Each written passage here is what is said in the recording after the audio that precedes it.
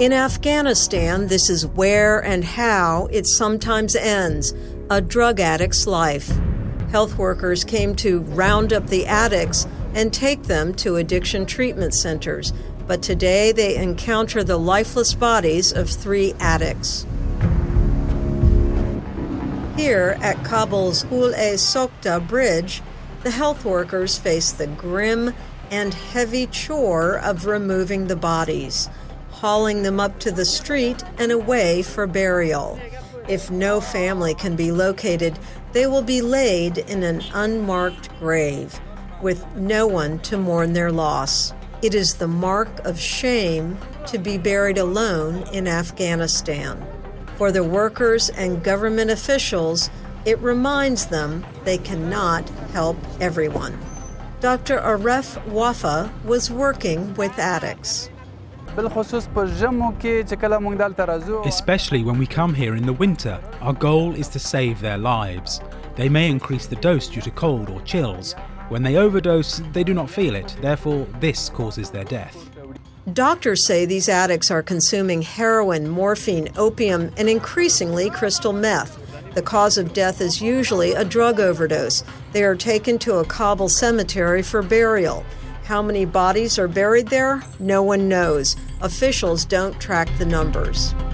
Ghulam Yaya's brother lost his life to addiction under the bridge. Yaya, an addict like his brother, still lives under this bridge. Now he describes the sadness and shame and how addicts' deaths are treated by religious leaders. They said those who use drugs commit suicide.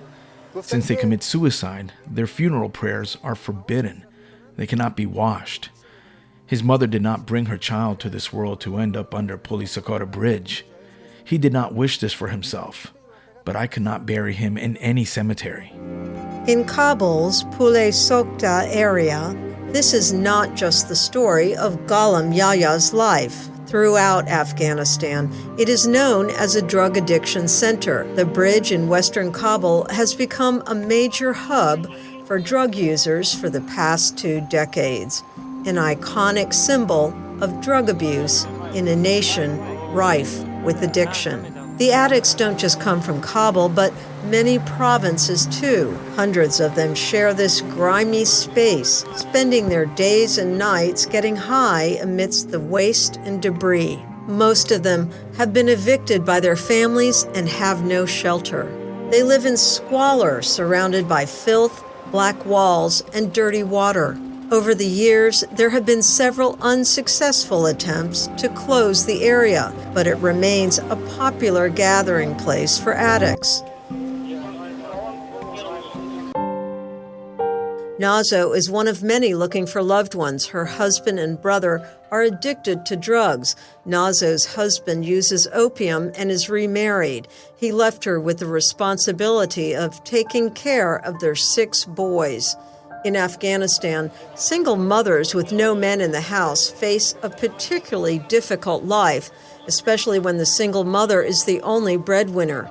This is why Nazo hopes to find her brother, who is a heroin addict. It has been 5 months since I went to Kartenau, Arzan Kemat, Jada, and Sinemoy Pamir to Shamali so that anyone could tell me his whereabouts. I don't know the area. I went to ask. I got home about 10 o'clock at night.